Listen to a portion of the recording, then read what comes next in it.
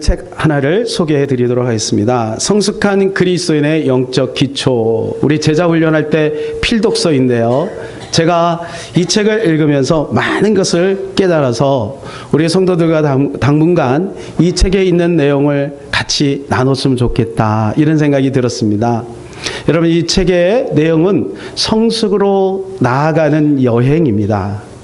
어떻게 하면 우리가 예수님 안에서 하나님 믿는 자녀로서, 그리스도인으로서 성숙하게 살아갈 수 있을까라고 하는 것들을 아주 기초부터 영적 어린아이, 그리고 그 다음에 청년기, 그 다음에 장년기, 그 다음에 아주 성숙기까지 이렇게 쫙 나열했는데, 여러분 성경적으로 얼마나 우리에게 필요한 말씀인지요. 그래서 여러분과 함께 당분간 이 내용을 가지고 나누려고 합니다.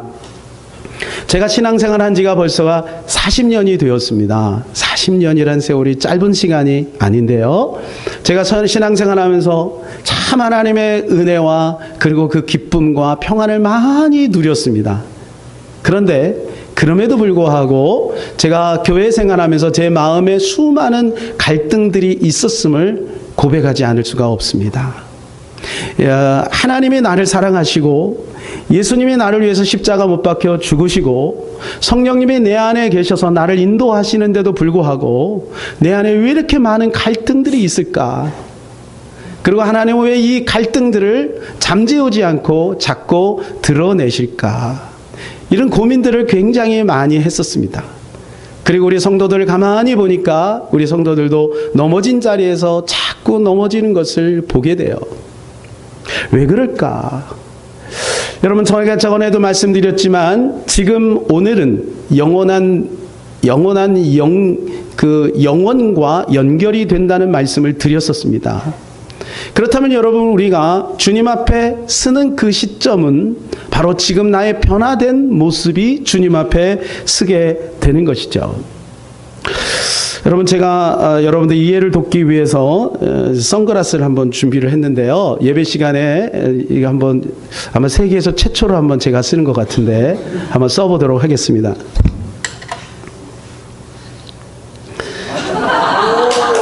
멋있다고 빨리 말씀해 주세요. 네. 자, 여러분, 아주 굉장히 편하네요. 앞으로 자주 쓰고 설교를 해야 되겠다는 생각이 드는데. 자, 여러분이 저를 보실 때는 지금 이 선글라스는 제 몸 일부 중에 한 군데죠. 그러나 저는 이 선글라스를 끼는 순간 여러분 전체가 어두워져 보입니다. 여러분의 마음의 상처가 바로 그런 것이 아닌가 생각이 되어집니다. 여러분, 우리 마음에 상처가 있으면 그 마음의 상처 때문에 다른 사람들은 가끔 그것을 보는데 나는 그 상처의 그 시각을 통해서, 상처의 안경을 통해서 모든 사물과 모든 가치가 다 바뀐다는 것이죠. 다 달라진다는 것이죠. 여러분, 그래서 우리 안에 있는 상처를 그냥 두고 그냥 종교 생활을 열심히 하게 되면 종교의 영이 들어오게 됩니다. 상처가 많을수록 여러분이 종교에 대한 집착이 굉장히 강해지게 돼 있어요. 그래서 여러분, 가끔 매스컴에 보면 이상한 교주들이 나오지 않습니까? 비상식적이고 비논리적이고 마치 예수 무당 같은, 우리 크리스찬들이 봐도 그냥 막 예수님 얘기하고 교회 얘기하고 성경 얘기는 하는데 내가 볼 때 아닌 그런 모습들이 우리 가운데 나타나기도 한다는 것이죠. 여러분, 이 책에서 보면 왜 우리가 그리스도 안에서 진정한 자유를 누리지 못하는 것인가? 심지어는 하나님께로 잘 나가지를 못하게 된다는 거예요. 그것은 뭐냐 하면 우리 안에 견고한 그리스도인의 정체성이 없게 된다는 거예요. 없기 때문에 그렇다. 여러분, 우리 안에 있는 정체성이 무엇입니까? 내가 하나님의 자녀가 되었다는 것이며, 내가 그리스도의 신부가 되었다는 것이며, 내가 그리스도의 의로 새로워졌다는 것이 아니겠습니까? 여러분, 그것을 모르는 사람은 없어요. 다 우리가 인정을 합니다. 우린 그렇게 됐다라고 이야기를 합니다. 그러나 그 모습이 우리 안에서 나타나지 않는 거예요. 그것은 뭐냐 하면 이 책에서 이렇게 말하면 내면의 상처로 인하여 그리스도의 정체성이 흔들리고 그래서 이걸 뚫지 못하고 하나님께로 나가지 못하게 방해한다는 거예요. 이 내면의 상처가. 고린도후서 5장 17절에 보면 우리의 정체성에 대해서 이렇게 이야기를 해주고 있습니다. 다 같이 시작. 그런 정도거든요. 그리스도 안에 있으면 새로운 피조물이라 이전 것은 지나갔으니 보라 새 것이 되었도다. 사랑하는 여러분, 이것에 대해서 여러분은 솔직하게 인정할 수가 있겠습니까? 우리는 새로운 피조물이 되었다라고 이야기를 합니다. 새 것이 되었다고 이야기합니다. 그런데 여러분, 우리의 모습은 어떻습니까? 아직까지 헛모습이 있어요. 옛 모습이 있어요. 망가진 자아의 모습이 있어요. 깨어진 모습이 있어요. 상처받은 우리 안에서 수없이 나오는 쓴물이 있습니다. 쓴뿌리가 있습니다. 여러분, 이거 부인할 수가 없는 거예요. 제가 그래서 이 말씀이 도대체 뭔가, 저희 이 말씀 때문에 굉장히 고민을 많이 했어요. 나는 새로운 피조물이다. 나는 새로운 피조물이다. 근데 여러분, 이 말씀을 묵상하면서 또 여기 많은 그 책들을 참고하면서 깨달은 것이 있는데, 여러분이 새로운 피조물이 되었다라고 하는 것은 뭐냐면 존재의 변화를 말하는 거예요. 존재의 변화. 맞습니다. 우리는 하나님의 자녀가 되었습니다. 신분의 변화가 생겼습니다. 그러나 상태는 아직 변화되지 않았다는 거예요. 상태는 진행형이라는 거예요. 마치 여러분 그 책 있지 않습니까? 그 거지와 왕자. 왕자가 거지가 되고 거지가 왕자가 됐습니다. 거지가 어느 날 왕자가 됐는데 왕궁에 들어갔는데 여전히 거지의 행세를 하고 있는 거예요. 신분은 바뀌었는데 거지의 정체성을 가지고 살아가는 거예요. 여러분, 그러나 여러분 그 거지가 왕궁에 끝까지 머물게 되면 언젠가는 왕자의 자태가 생기겠죠. 우리가 그런 모습으로 지금 발전해 가고 있는데 중요한 것은 그 과정에 있음을 알고 노력해야 된다는 것입니다. 성령님이 우리를 인도해 가실 때 여러분 우리의 입술이 바뀌고 우리의 시선이 바뀌고 우리의 행위가 바뀌고 여러분 우리의 표정이 바뀌고 우리의 섬김이 바뀌고 여러분 성령님은 계속해서 우리를 이 성화의 과정을 통하여 예수 그리스도를 닮아가도록 만들어가고 있다는 것입니다. 여러분 이것이 안 되면 이런 현상이 벌어져요. 어느 날 장로님 딸이 집에 들어온 아빠를 막 아빠 오지 마. 아빠는 교회에서만 있으면 좋겠어. 교회에서는 천사인데 집에만 오면 악마는 아니래도 악만 사춘이 되는 거예요. 막 잔소리라고 짜증내고 엄마하고 싸우고 교회에서는 막 목사님에게 막 인사도 잘하고 그리고 성도들에게 존경도 받고 열심히 주의 일을 하는데 집에만 들어오면 아빠 때문에 먹구름이 끼는 거예요. 여러분 왜 그럴까요?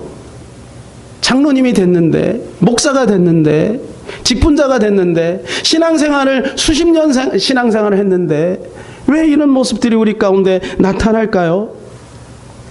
여러분 그것은 우리 상처와 직면하지 않기 때문에 그렇습니다.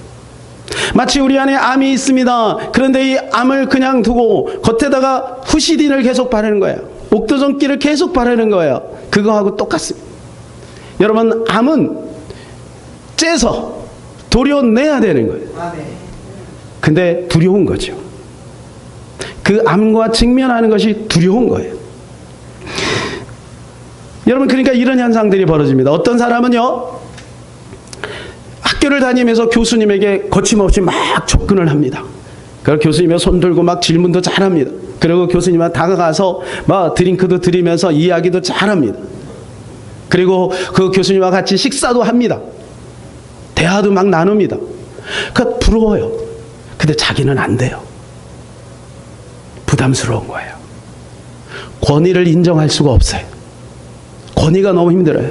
그래서 수원에 있던 어떤 자매는요 하나님에 대한 이미지가 깨져버렸어요. 그럼 하나님 아버지 그러면 힘들어요. 왜? 어릴 때 그 아버지가 나를 너무 자기 육신의 아버지가 나를 너무나도 힘들게 했기 때문에 하나님 아버지 하면 아버지가 생각이 나는 거죠. 상처입니다. 그래서 한 목사님이 그러면 자매님은 그렇게 하지 말고 하나님 아저씨라고 하라고.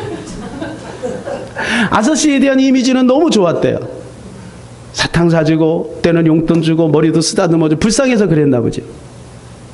여러분 하나님에 대한 이미지가 깨져버린 거예요. 그래서 어떤 사람은 하나님이 시아버지야 시아버지. 시아버지. 그리고 어떤 사람은 하나님이 친정아버지야. 또 어떤 사람은 하나님이 경찰관이야. 늘 감시하고 지적하고. 여러분, 우리에게는 하나님이 누구신가요? 그래서 하나님 앞에 나갈 때 기도할 때도요, 똑같이 기도하지만 달라요. 하나님에 대한 이미지가 다 달라요. 어떤 분은 너무 다정하신 주님이요, 생각만 해도 눈물이 나고 너무 감사하고. 그런데 어떤 분은요, 자기가 지은 이 죄 때문에 눌려가지고 그 정죄감으로 인해 마귀의 사단 눌려서 하나님께 나갈 수가 없어요. 하나님을 잘 모르는 거죠. 여러분, 하나님은 크신 하나님이십니다. 우리의 모든 죄와 허물들을 다 용서하신 분이십니다. 그분에게 나가시기만 하면 주님은 넓은 품으로 우리를 안아주시고 받아주시는 분입니다.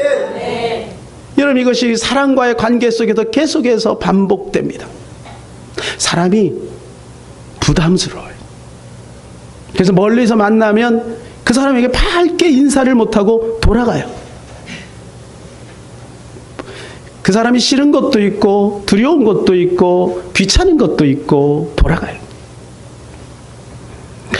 김정력이라고 하는 의사분이 돌아가셨더라고요. 이분이 돌아가셨는데, 우리나라에서 전 세계에서 B형 간염 백신을 최초로 발견하신 분이세요.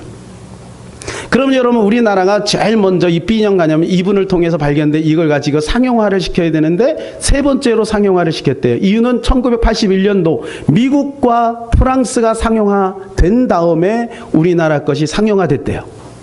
이게 기록에 남아있는 거예요. 시기적으로는 제일 먼저 했는데, 이유가 뭐냐? 보건사회부에서 B형 간염에 대한 기준을 못 세우고 있는 거예요. 그러니까 다른 나라가 하는 걸 보고 그때서야 이거 우리나라 것도 비슷하고 안전하네, 이거 써야 되겠다, 이러면서 상용화된 거예요.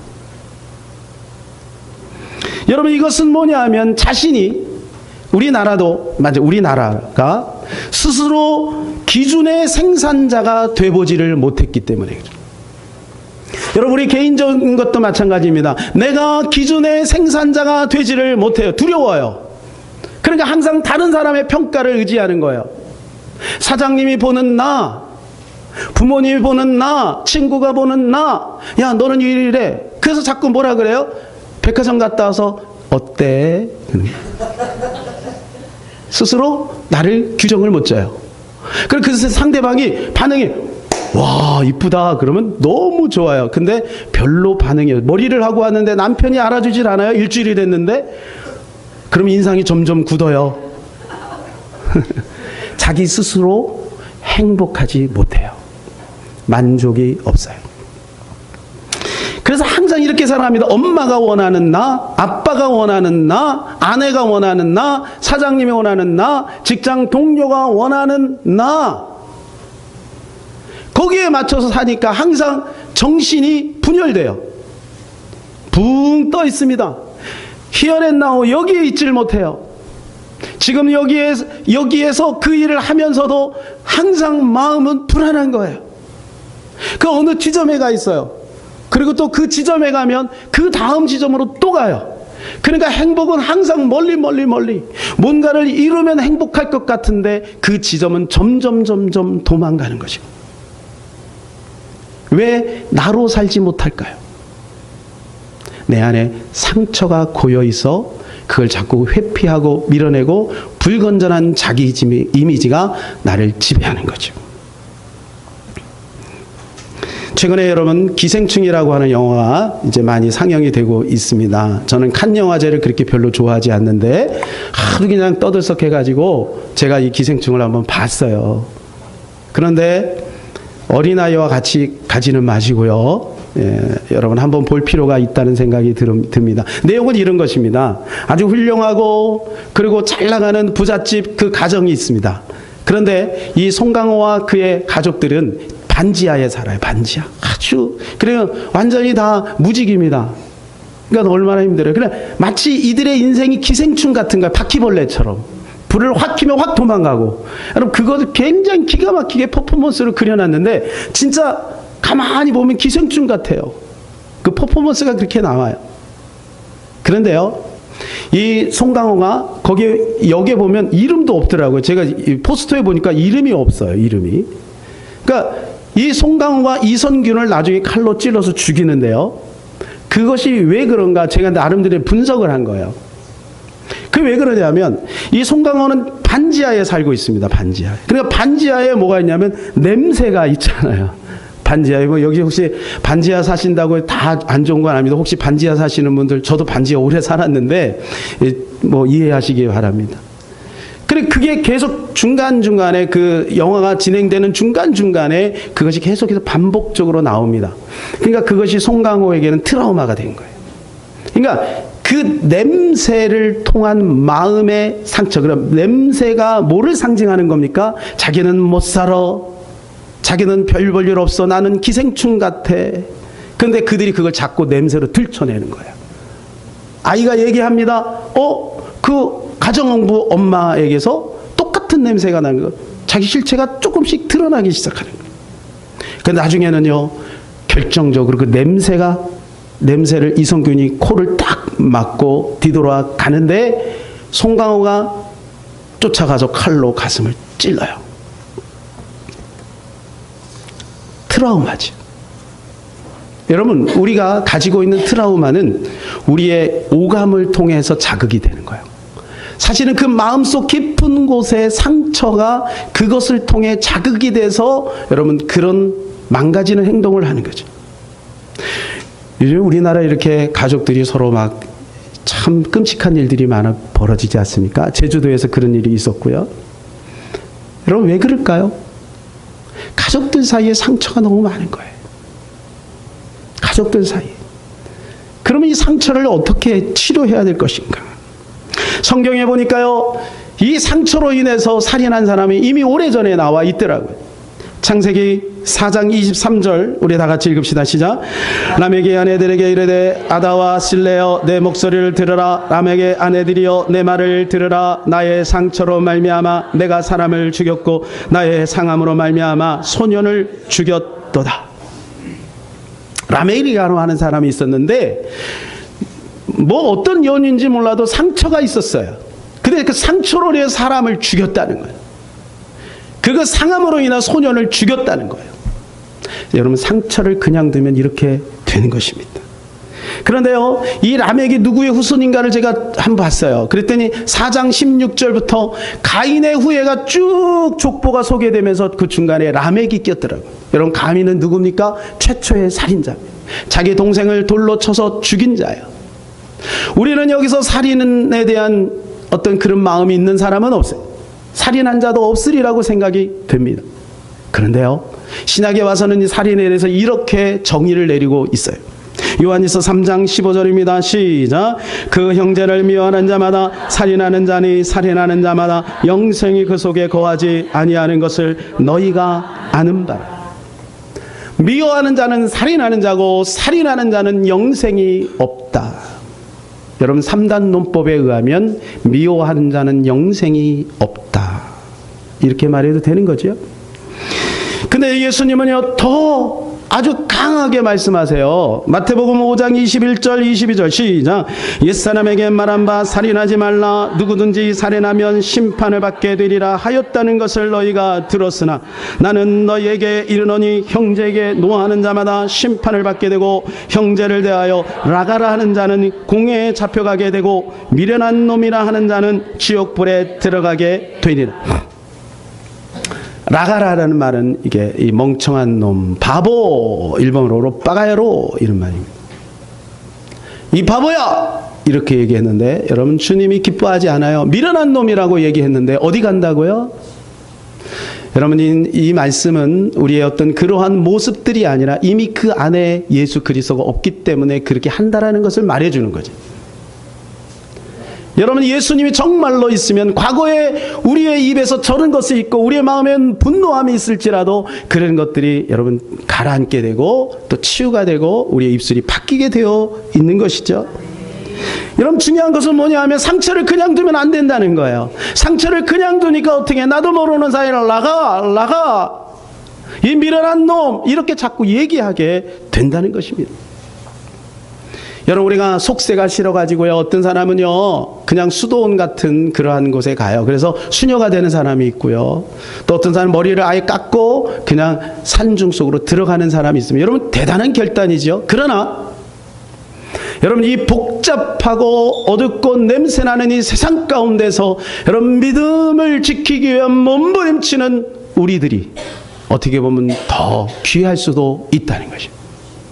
사랑하는 여러분, 우리가 이 땅에 살면서 상처를 안 받을 수 없고 상처를 안 줄 수도 없어요. 그러나 여러분 우리 스스로가 이 상처를 잘 관리해야만 될 줄로 믿습니다. 그리고 우리 스스로가 외부로부터 들어오는 어떤 상처적인 요소가 있을 때 우리 스스로를 건강하게 지킬 수 있는 영적인 정신적인 건강함이 우리에게 필요한 것 같습니다. 여러분 그렇지 않으면 교회에서도요 이 상처 때문에 굉장히 많은 분란이 생겨요. 지난 우리 연세중학교에 갔다 오면서 이국자 집사님이 이 부근에 있는 한 교회 이야기를 하시더라고요. 그 교회가 굉장히 대지도 크고 한동안 크게 부흥했던 교회였는데 여러분 그 교회가 건설 회사에 넘어갔다는 거예요. 그러면서 이런 얘기 저런 얘기했습니다. 여러분 왜 그런 일이 벌어질까요? 그 교회를 다녔던 성도들은 얼마나 많은 상처를 받았을까요? 그리고 그 일을 주도적으로 했던 그분들은 믿음이 없어서일까요? 우리가 잘 알겠지만 여러분 교회에 어려움을 가져다주고 교회를 분리시키는 대부분의 사람들은 한때 그 교회에 가장 열심히 충성했던 충성자들입니다. 왜 그럴까를 제가 가만히 생각을 해봐서 이유는 뭐냐 하면 여러분 그 안에 어릴 때부터 가지고 있었던 상처를 그냥 두고 그 상처를 하나님 앞에 직면하지 못하고 치유되지 않은 상태에서 종교적인 열심만 자꾸 하는 거예요. 종교적인 행위만 자꾸 붙인 거예요. 그러다 시간이 지나면서 직분이 올라가게 되고 그 자리에 서니까 아직까지 여러분 이 상처가 치유되지 않으니 여러분 이 상처가 쓴뿌리로 여러분 이게 독가스로 또는 여러분 가시로 이렇게 자꾸 나오는 거지. 그래서 상처를 그냥 두면 안 되는 거예요. 시편 38편 5절입니다. 시작. 내 상처가 썩어 악취가 나오니 내가 음매한 까닭이로소이다. 여러분 상처가 없는 사람은 아무도 없습니다. 그런데 여러분이 상처를 그냥 두면 이제 다른 사람이 알기 시작해요. 왜요? 거기서 악취가 나기 때문에 그래요. 그러니까 상처를 그냥 두면 안 돼요. 그래서 상처를 어떻게 관리해야 돼요. 여러분의 나이가 들면요, 이게 디스크가 한번 나가면 이게 영구 완전히 회복되기가 힘들다고 합니다. 그때는 어떻게 해야 되냐면 운동을 해서 그 주변 근육을 강하게 해가지고 이 디스크를 관리해야 된다는 거예요. 여러분 우리 마음도 마찬가지예요. 이미 난 상처, 여러분 생채기가 나면 거기 흔적이 생기게 돼 있거든요.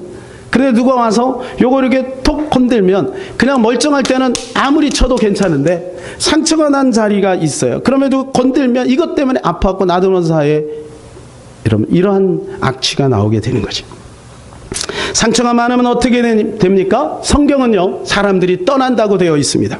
시편 38편 11절입니다. 시작. 내가 사랑하는 자와 내 친구들이 내 상처를 멀리하고 내 친척들도 멀리 섰나이다. 그 상처 때문에 시편 기자의 상처 때문에 사람들이 멀리 떠나기 시작했다는 거예요. 여러분 오늘 본문에 보면 그 상처받은 한 여인이 등장합니다. 여인은 사마리아 여인입니다. 그때 당시에 유대인들은 사마리아 사람들을 만나지 않습니다. 여행을 할 때도 사마리아를 이렇게 가로질러서 가지 않고 반드시 돌아갑니다. 왜 그러냐면 이 사마리아 사람들은 불결하다는 거예요. 아수르 사람들이 오래전에 와서 거기에 잘못된 피를 섞었어요. 여러분 이 국제 결혼을 말하는 게 아닙니다. 유대인들의 관점에서 볼 때 사마리아 사람들은 불결하다고 늘 생각을 했던 거예요. 근데 4장 1절에 보게 되면 예수님이 일부러 그곳을 가야 되겠다라고 합니다. 그러니까 일부러 가신 거예요. 저는 이 본문을 통해서 이런 생각이 들었습니다. 그 사마리아 여인은 도대체 누구인가? 여러분 이름 모르는 한 여인, 그 사마리아 여인을 예수님이 일부러 그 바쁜데도 불구하고 찾아가 여러분 그 여인의 한 맺힌 인생 가운데 그 상처받은 영혼을 만지심으로 오늘 우리의 영혼을 만지시고 우리의 상처를 치료하고 있다는 그 깨달음을 주셨습니다. 여러분 이 여인이 가지고 있는 상처가 무엇일까요? 몇 가지가 있습니다. 4가지 정도를 한번 살펴보게요. 첫 번째는 회피와 억압입니다. 6절의 말씀에 보게 되면 그 여인이 육시에 지금 물을 뜨러 갑니다. 육시에. 여러분 육시라고 하는 것은 우리나라로 보면 정오를 뜻하는 거거든요. 시간 셈법이 좀 달라요. 우리 정오에 한낮 12시를 말하는 거예요. 여러분 중동 지방은 굉장히 우리나라보다 훨씬 덥죠. 우리가 잘 알죠. 그렇기 때문에 정오에는 사람들이 다니지를 않습니다. 근데 이 여인은 지금 정오에 물을 길르러 왔어요. 왜일까요? 사람들을 피하는 거예요. 사람들이 싫은 거예요.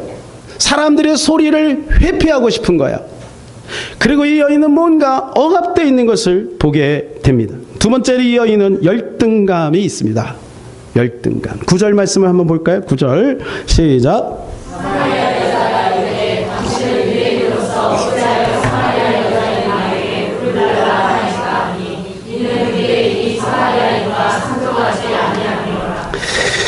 여러분 예수님께서 이 사마리아 여인에게 질문을 던지는 거예요. 나에게 물을 좀 달라. 이렇게 질문을 던지니까 이 여인이 물어보지도 않았는데 지가 스스로 이렇게 얘기해요. 나는 사마리아인이다. 나는 사마리아 여인인데 왜 나에게 물을 달라고 하느냐. 그러면서 설명이 됐어. 유대인은 사마리아인과 상종하지 아니함이로라. 여러분 이 여인의 마음속엔 자기가 사마리아인이라고 하는 컴플렉스가 있는 거예요. 열등감. 우리 집안은 이래. 나는 출생이 이래, 나의 능력은 이래 라고 하는 열등감이 있다는 거예요.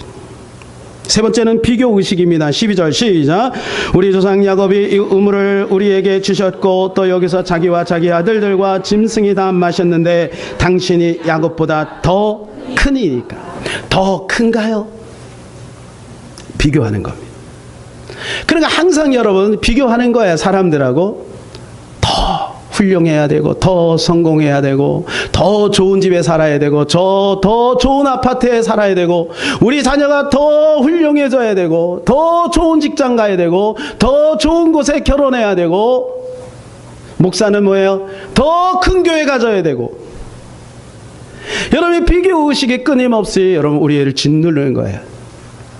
결정적인 겁니다. 인생의 갈증이 있습니다. 18절입니다. 시작. 너에게 남편 5이 있었고 지금 있는 자도 내 남편이 아니 내 말이 참되도다. 여러분 이 여인에게는 남편이 몇이 있었습니까? 5이라고 하는 분 잘 안 읽으신 거예요. 여기 6입니다. 5이 있었고 지금 또 다른 남편이 있으니 6명이죠. 제가 이 말씀을 준비하다가 갑자기 이런 궁금함이 생겨서 세계에서 결혼을 제일 많이 한 사람이 누굴까? 그래서 검색을 쭉 했는데 인디아나주에 있더라고요. 무려 결혼을 23번이나 했어요. 여러분 이 여인이요 가장 빨리 이혼한 것은요 불과 결혼한 지 36시간 만에 이혼을 했대요.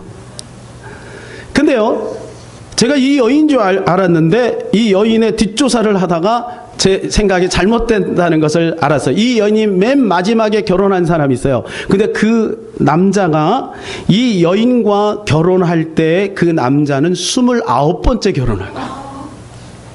이름이 그린 울프라고 하는 분입니다. 근데 이분이 88세 심장병으로 돌아가셨는데 그 많던 부인들 중에 아무도 이 남편에게 오지 않았대요. 갈증이 있는 거죠. 사람을 바꾸면 행복할 것이라는 갈증이 있는 거죠. 여러분 그렇습니까? 사람을 바꾸면 행복해집니까?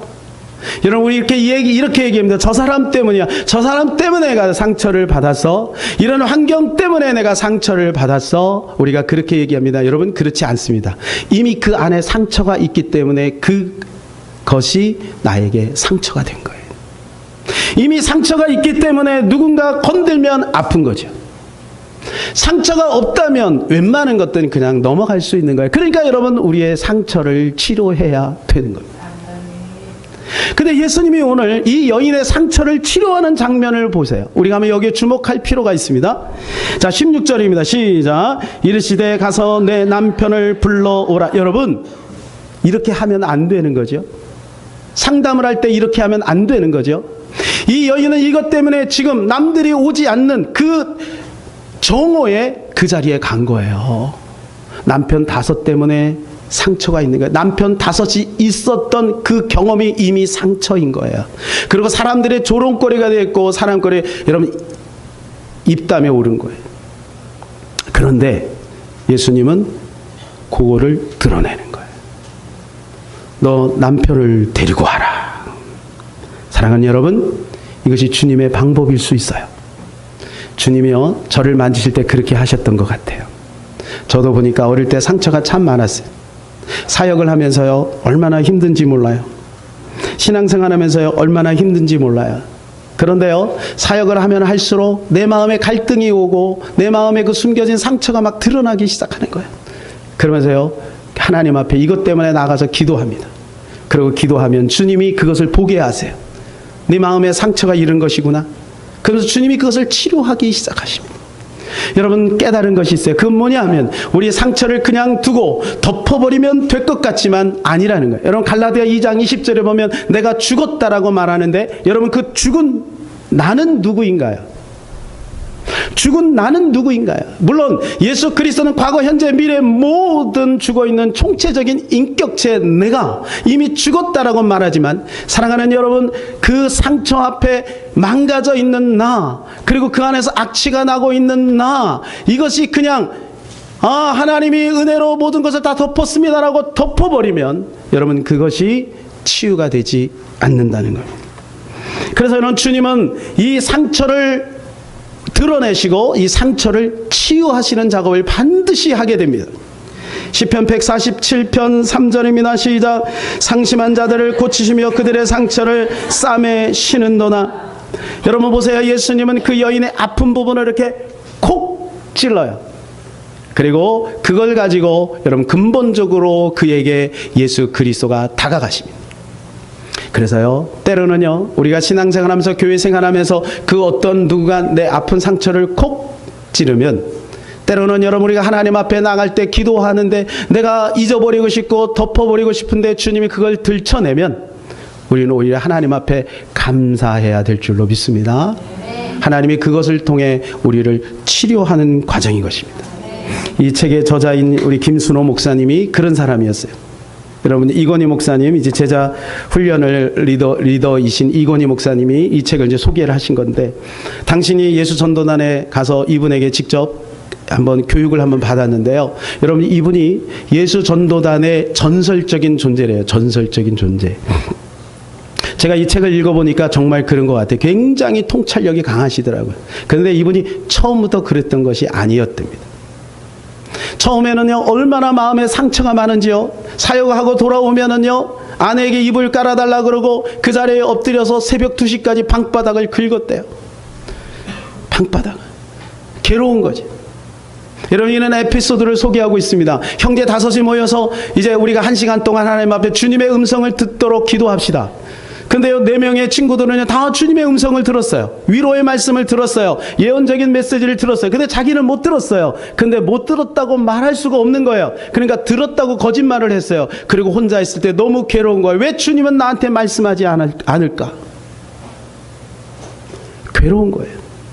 사랑하는 여러분, 우리가 이렇게 사역을 할 때 이런 모습들이 굉장히 많이 있지 않습니까? 그래서 이 모습을 지켜보던 아내가 그 남편을 위해서 이제 기도하기 시작합니다. 뭐라고 기도했을까요? 위로해 주시고 우리 남편을 세워주세요. 좀 더 왕성하게 믿음으로 사역을 감당케 해주세요. 이렇게 기도하지 않았을까요? 그런데 어느 새벽에 주님이 이 여인을, 이 아내에게 찾아옵니다. 그리고 2가지 메시지를 줍니다. 첫 번째, 나 외에 다른 신을 섬기지 말라. 남편이 우상이었던 것이죠. 2번째, 나는 너 기도를 듣지 않겠다.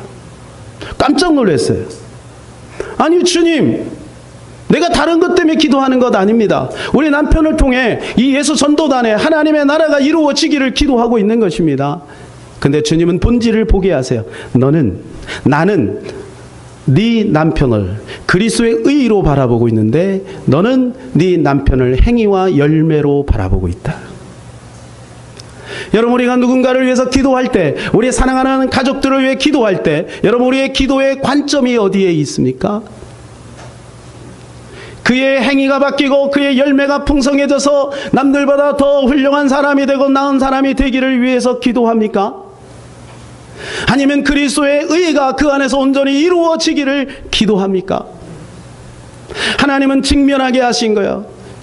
그리고 그 아내의 기도가 중단이 됩니다. 그 뒤로 이 김순호 목사님이 더 많은 괴로움을 당하는 거예요. 사역을 하면서 드러나는 자기 자신의 상처와 아픔, 이런 것들이 계속해서 드러나면서 여러분 그 자리에서 조금씩 치유가 되고 깊은 샘을 파게 되는 은혜 가운데 들어가게 되는 거예요.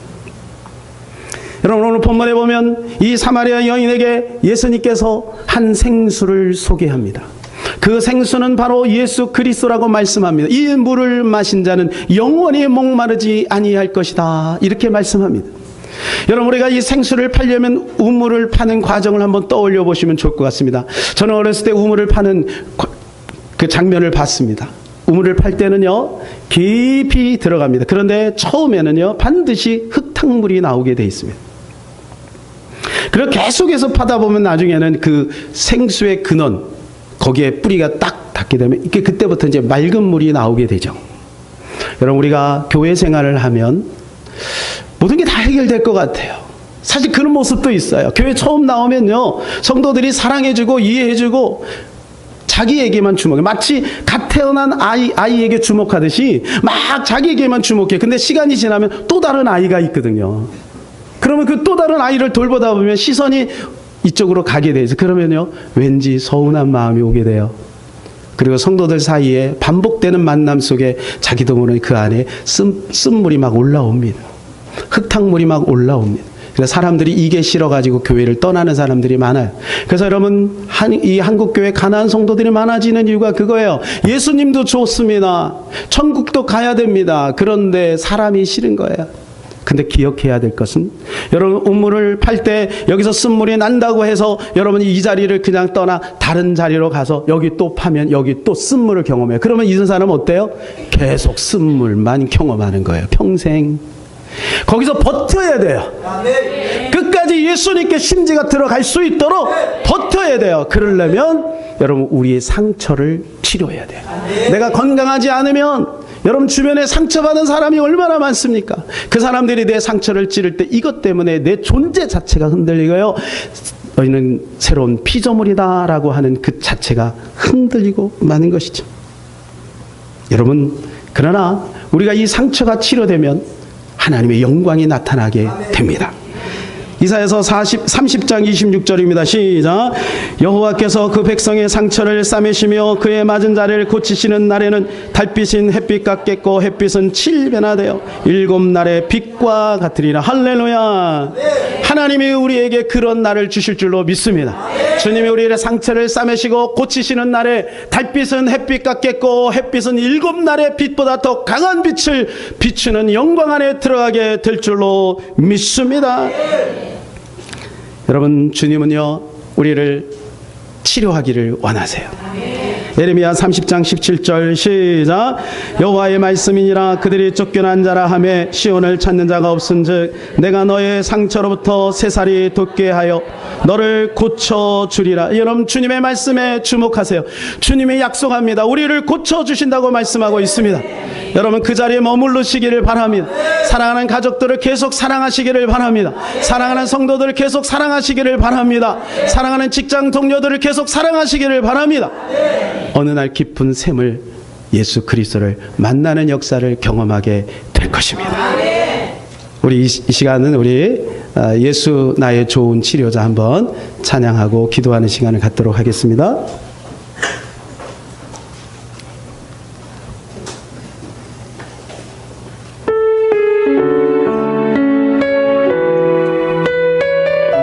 가사의 뜻을 생각하시면서 한번 찬양합시다. 예수 나의 좋은 치료자, 예수 나의 좋은 치료자, 그의 눈이 머무는 곳에 나의 슬픔과 고통 고개 들어 그의 눈을 볼 때에 날 알았네. 예수 나의 좋은 치료자, 예수 나의 좋은 치료자, 예수 나의 좋은 치료자, 그의 손길이 닿는 곳에 나의 상처와 아픔 영원히 흐를 것 같았던 눈물 다 멎었네. 예수 나의 치료자. 예수 나의 치료자. 우리 한 번 더 할까요? 예수 나의 좋은 치료자. 예수 나의 좋은 치료자.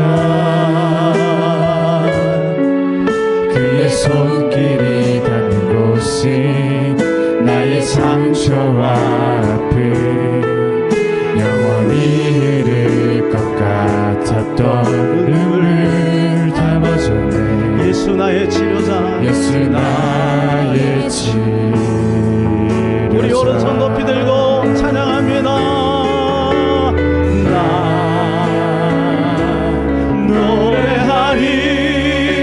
노래하리라. 전한 나를 돌아보신 구세주를 찬양해. 하늘 닿는 곳까지 내 손 들리라. 예수 나의 치료자. 노래하리라.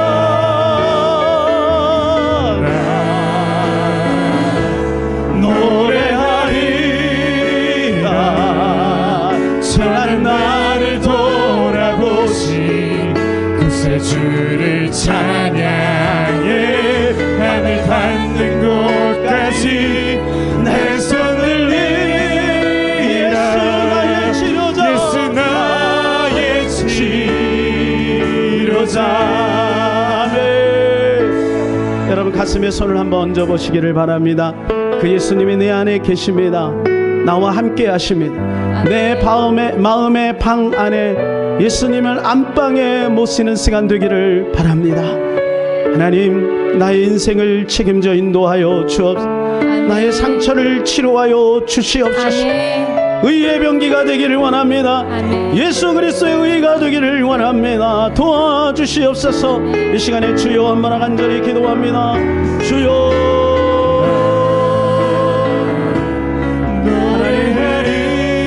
하나님 고맙고 감사합니다. 주님의 기회 오늘 이 자리에 있음을 고백합니다. 하나님 모자라고 부족하고 연약하고 하나님 상처 속에 나를 여기까지 인도하신 주님의 은혜 감사합니다. 하나님 아버지, 우리 사랑하는 성도들 지키시고 보호하시니 감사합니다. 더욱더 함께하여 주시옵시고 하나님 끝까지 인내하여 주님 바라보고 믿음으로 나아가는 우리가 되기를 원합니다. 주의 성령으로 이끌어 주시옵소서. 하나님 우리의 영혼을 깊은 곳을 만져주소서. 치유와 회복이 있기를 원합니다. 하나님 오직 예수님 안에 진정한 자유를 누리는 우리 인생 되기를 원합니다. 우리 성도들을 만져주시고 고쳐주시고 치료하여 주시옵소서. 그렇습니다. 주님, 예수님이 나의 치료자됨을 고백합니다. 예수님만이 나의 치료자됨을 고백합니다. 사람에게서 하나님 버림받고 사람에게 상처를 받았을지라도 주님께로 돌아가 사마리아 여인처럼 주님 품 안에 안기면 그 모든 하나님의 상처가 다 치료될 줄로 믿습니다. 우리의 상처를 치료하기 위하여 주님 우리 곁에 오셨습니다. 우리 안에 오셨습니다. 하나님, 우리 안에 깊은 곳까지 만져주셔서 자유케 하옵소서. 진정한 자유의 노래를 부를 수 있도록 도와주시옵소서. 우리 주 예수 그리스도 이름으로 기도하옵나이다. 아멘.